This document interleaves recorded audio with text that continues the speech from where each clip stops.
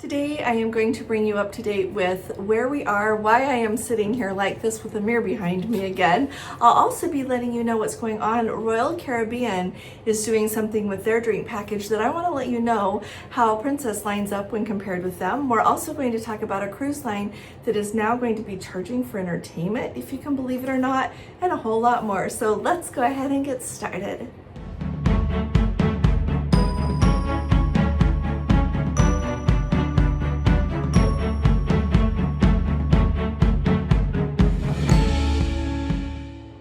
Hi there, this is Allison with Let's Go Travel Tips. Today is Tuesday. It is August 12th of 2025, and if you haven't subscribed to our channel yet, will you please click on that subscribe button, and if you appreciate my updates, please give this video a thumbs up. Thank you so very much. I want to start at the very top, first off, and let you know that we are here in Southampton, England. Last time that we stayed in the town of Southampton before we embarked from the port here in Southampton on a cruise, we stayed across the street. At that time, it was a Holiday Inn with the Holiday Inn group. It has now changed. It is a VOCO, I guess is how you would pronounce it, VOCO, and it still says it is owned by the IHG group. So my guess is that you can still get some reward points if you stay there if you're a Holiday Inn loyalty member. So how do they compare a little bit? Well, we are, like I said, across the street. We still have a beautiful view of the whole, the port area. I'm excited to look out the window in the morning and see what ships I see there. I don't know that we're situated correctly to be able to see any cruise ships, but we're really excited to see that. One problem we're having at our hotel, the air conditioner is not working. So we asked them to please move us to another room, and they say they have no more rooms. It's kind of like being on a cruise ship, right? Think of the Grand Princess, Troubles, no more cabins available. And so they are giving us a huge discount on our stay this evening. They brought in a fan, and we also have our balcony door open. The balcony is really saving our life. Not all of the rooms here at this hotel have a balcony. I don't know how we got lucky enough to get one, but I'm really glad to have the balcony because there's a cool breeze. Right now, the United Kingdom is in the middle of a heat wave, and so it has been really hot. It was 90 today where we were, and so it's not optimal that the air conditioning is not working. Would I stay here again? I don't think it's any better than the VOCO across the street, quite frankly. I think it's the room is a little bit nicer, more well appointed.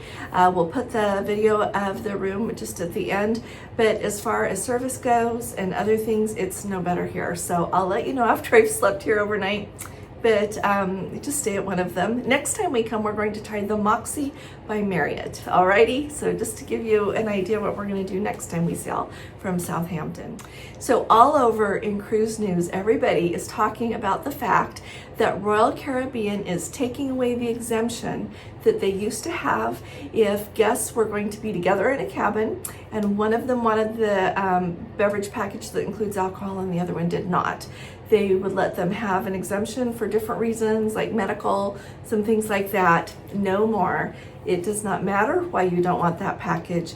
The first two guests on any booking on Royal Caribbean either both have to have that beverage package or not have that beverage package. So I want to hear from you all in the comments. What do you think about all of that? The other thing that I think about it, and you want to know what? If I were Royal Caribbean, I would be doing the same thing. And let me tell you why. I think there's too much sharing going on. I think that you have too many people who are saying that they don't want the package, can't have the package, whatever. They get that exemption, and then they still drink off the other person's package. I really do think that that's what happens, because you know what? Royal Caribbean wants their guests to be happy. They want to take good care of them. They want them to return and sail with them again. And so they don't take these decisions lightly. I'm very confident about that. So what do they do on Princess? Say you've got, because on Princess there is the rule that if you have the Plus package or the Premier package, the first two guests on the booking both have to have the same package, okay? Now, if you get the soda package, they both don't have to have that, okay? One can get it, the other one cannot. But with the Plus and Premier, they both have to have it. And so, let me tell you my experience several times now. I've had guests before that one guest wants to get that Plus package, the other guest does not because they cannot have alcohol. You can even tell them that you have a doctor's note stating that they are not allowed to drink alcohol, and knowing the people, I know they don't drink the alcohol because they want to stay healthy. And when you call Princess asking for this exemption, the standard reply every single time has been they can order other beverages off of the Plus package that are not alcoholic. And so Princess is not giving that allowance. If you have any different experience with that, please pop it in the comments, because I think it was an exception that probably shouldn't have happened, but wanted to let you know that you cannot expect an exemption when you both don't want to have that package. So in the comments, let me know, would this make you not get the package after all? The guests that I know that they don't end up, that the one guest for medical reasons can't have can't have alcohol. The other guest has not paid for it for the both of them. It is cheaper at that point to just buy a drink or here or there when you want to drink if one person is not going to be able to use it. So that's kind of how that shapes up. Let me know what you think about all of this. What changes are you expecting to see coming next? So lately we've had contents of the Plus package change in the Premier package. We've had the price go up. We're reviewing now what Royal Caribbean is doing. So just tell me what you think is around the corner when it comes to packages with Princess, with Royal Caribbean, with Norwegian, with everybody. Let me know what you think. So the next update I have for you is huge. I think that is what is going to happen as this starts.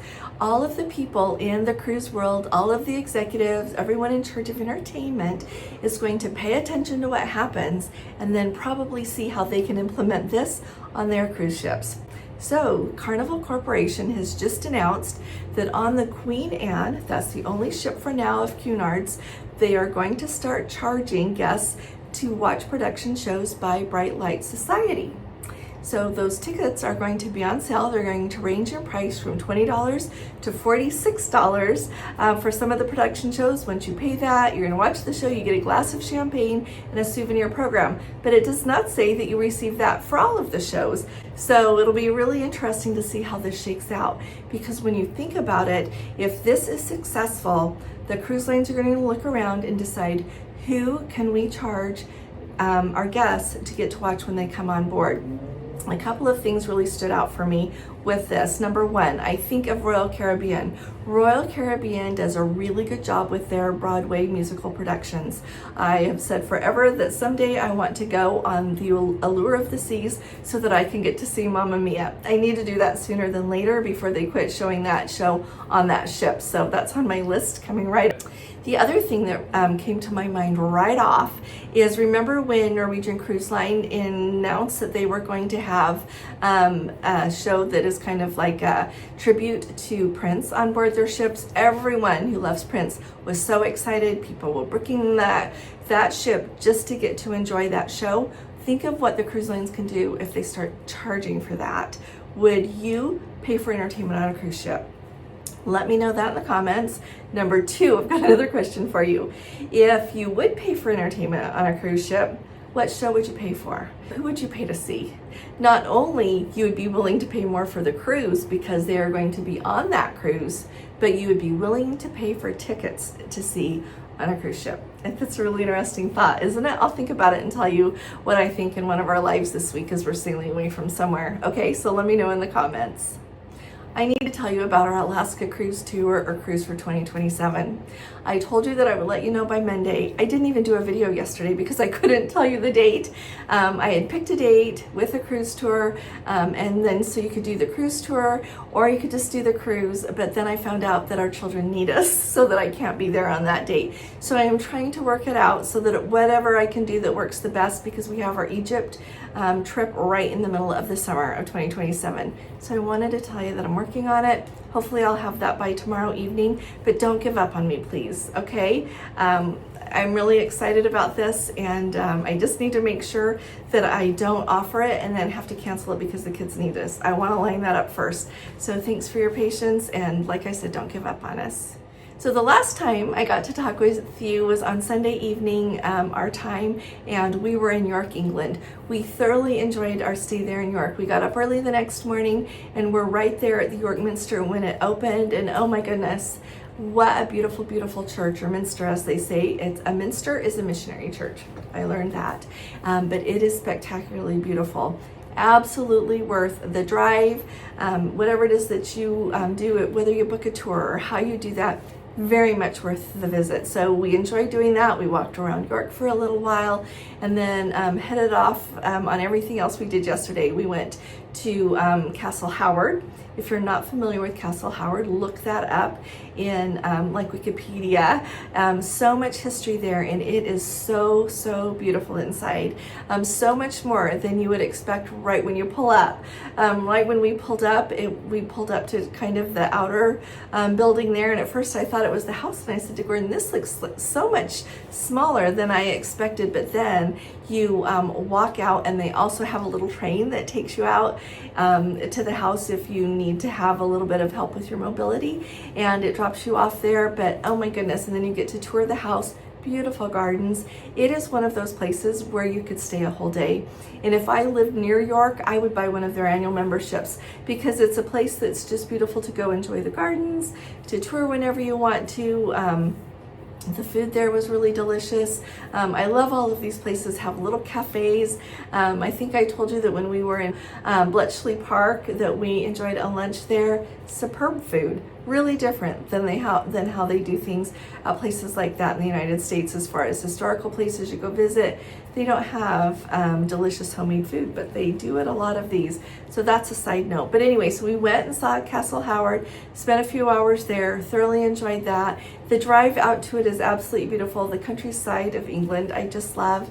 And then when we were done with that, we got on our way and drove to Stratford-upon-Avon. Stratford-upon-Avon, you might recall, was the birthplace of and where William Shakespeare lived. And so we got to, while we were there, we got to see Anne Hathaway's house. We got to see the birthplace of William Shakespeare. The hotel that we stayed at there was the Doubletree by Hilton in clearly Stratford-upon-Avon. It's really nice. We hadn't really eaten much during the daytime, and then we ended up having dinner in the restaurant there at the hotel.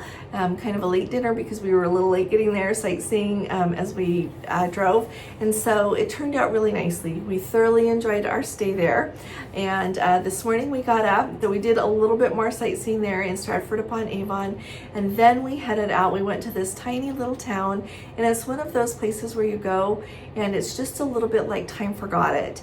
It's one of the places where some of my ancestry comes from. So we pulled up to the church and started trying to read these headstones from a really long time ago, and believe it or not, we found one with the surname that I was looking for, and so it was very much worthwhile. Really sweet to stand in the place that you knew that some of your family that went before you stood. Very sweet. We walked through, the church was closed, so we couldn't go inside, but we very much enjoyed getting to see everything in the cemetery. And it is so old that they have some of the headstones, a lot of them you can't read anymore, and then they have the areas in the ground where you can tell there is a grave, but the headstone is gone. And so I wish I could do something about that. Don't know that I can, but it was a really sweet place to be. Then off we went on to Stow-on-the-Wold. It's in the Cotswolds area there as well.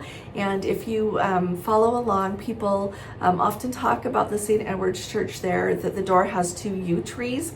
And as we visited that place, the reason I wanted to go to Stow-on-the-Wold is because my 3rd great-grandfather, who is buried in Cardiff, that I've taken you with me to see before, and I need to do that again, he was there on the census in like 1841, I want to say. But at any rate, so it was really sweet to pull up that census and see it and be somewhere that he was and get to see that St. Edward's Church as well. So if you're ever there, people, they talked about it in the church, they talked about it outside of the church. So many tourists there, because they like to say that J.R.R. Tolkien, who wrote Lord of the Rings, visited that place and got some of the ideas for what he did by looking at that door with those beautiful yew trees. And so we really enjoyed that. And then we drove down to Southampton, we encountered quite a bit of traffic on our way, so we had a nice time to visit and just enjoyed the trip down. We got here, checked into our hotel, and turned our rental car, which is always bittersweet. Happy because we got to do it, but sad because that part of the trip is over. Tomorrow we are so excited to board the beautiful Regal Princess. I think I am most excited to meet everyone in our group and get to see dear friends again. And then we've got next Tuesday is when the military tattoo is going to be in the Edinburgh Castle. If you don't know what that is, look it up on YouTube, look it up on Wikipedia, see what it is. This year is the 75th anniversary, so it's been going for quite a while, and we're really excited to let you know what that looks like. So in the comments, let me know if there's anything about our trip that you would like to know more about. We have really had a glorious time so far, and I expect it to continue with our cruise. So come along with us, and we will do sailaways when we can. We'll show you what we're up to, and let me know what your questions are. So thanks for joining me today. I very much appreciate all of you, and I'll be talking to you all again really soon. You all take really good care. God bless you. Love you. Bye-bye.